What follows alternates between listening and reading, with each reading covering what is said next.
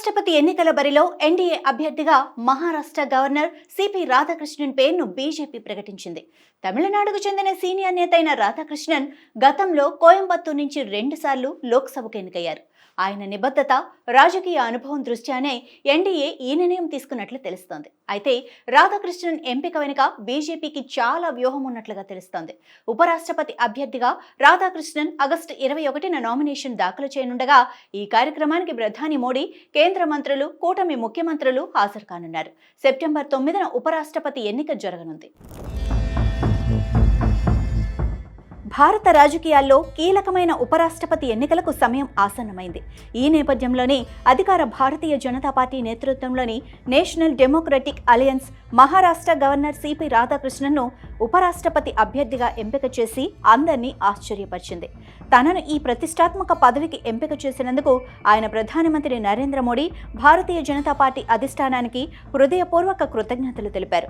ఈ నిర్ణయంపై ఆయన ఎక్స్ వేదికగా స్పందిస్తూ దేశ సేవ చేసేందుకు తనకు అరుదైన అవకాశం లభించిందని ఉద్వేగభరిత పోస్ట్ చేశారు.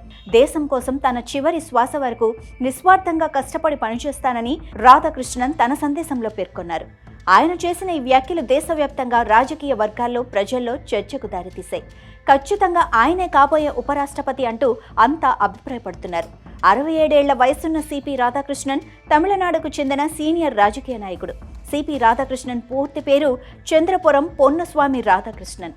1974లో భారతీయ జనసంఘ్ రాష్ట్ర కార్యనిర్వాహక కమిటీ సభ్యుడయ్యారు. 1996లో తమిళనాడు బీజేపీ కార్యదర్శిగా నియమితులయ్యారు. ఆయన ఓబీసీ వర్గానికి చెందినవారు. సుదీర్ఘకాలం పాటు భారతీయ జనతా పార్టీలో పనిచేసిన రాధాకృష్ణన్ సంఘ్ పరివార్తో కూడా బలమైన అనుబంధాన్ని ఏర్పరచుకున్నారు. 1998లో కోయంబత్తూరు నుంచి తొలిసారి లోక్సభకు ఎన్నికయ్యారు. ఎంపీగా ఉన్న కాలంలో టెక్స్టైల్స్ పార్లమెంటరీ స్టాండింగ్ కమిటీ చైర్మన్గా పనిచేశారు. ప్రభుత్వ రంగ సంస్థల పార్లమెంటరీ కమిటీ, ఆర్థిక సంప్రదింపుల కమిటీలో కూడా సభ్యుడిగా ఉన్నారు. ఇక స్టాక్ ఎక్స్చేంజ్ కుంభకోణంపై దర్యాప్తు చేస్తున్న పార్లమెంటరీ ప్రత్యేక కమిటీలో కూడా సభ్యుడిగా ఉన్నారు. అలాగే 2004 నుంచి 2007 వరకు తమిళనాడు బీజేపీ రాష్ట్ర అధ్యక్షుడిగా కూడా బాధ్యతలు నిర్వర్తించారు. అధ్యక్షుడిగా ఉంటూ 93 రోజుల పాటు 19,000 కిలోమీటర్ల రథయాత్ర చేపట్టారు. భారతదేశంలోని అన్ని నదుల అనుసంధానం, ఉగ్రవాదాన్ని నిర్మూలించటం, ఏకరీతి పౌర నియమావళిని అమలు చేయటం, అంటరానితనాన్ని తొలగించటం, మాదక ద్రవ్యాల ముప్పును ఎదుర్కొనటం వంటి డిమాండ్లతో యాత్ర సాగింది. ఇక 2016లో కొచ్చిలోని కాయిర్ బోర్డు చైర్మన్గా కూడా నియమితులయ్యారు.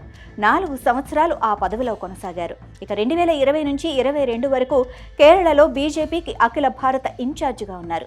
ఫిబ్రవరి 18, 2023న జార్ఖండ్ గవర్నర్గా నియమితులైన రాధాకృష్ణన్ 2024 జూలై 31న మహారాష్ట్ర గవర్నర్గా ప్రమాణ స్వీకారం చేశారు.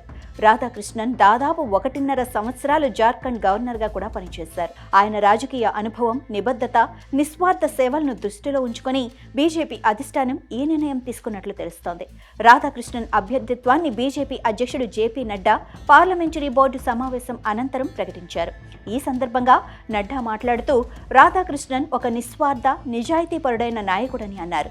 ఆయన రాజ్యాంగ పదవికి పూర్తి అర్హుడని పేర్కొన్నారు. రాధాకృష్ణన్ను ఏకగ్రీవంగా ఉపరాష్ట్రపతిగా ఎన్నుకోవాలని కూడా ఆయన అన్ని రాజకీయ పార్టీలకు విజ్ఞప్తి చేశారు. రాధాకృష్ణన్ రాజకీయ జీవితం, పాలనా అనుభవం, పార్టీకి చేసిన సేవలను పరిగణలోకి తీసుకొని ఈ నిర్ణయం తీసుకున్నట్లు బీజేపీ వర్గాలు తెలిపాయి. చూడాలి మరి ఏం జరగబోతుంది అనేది.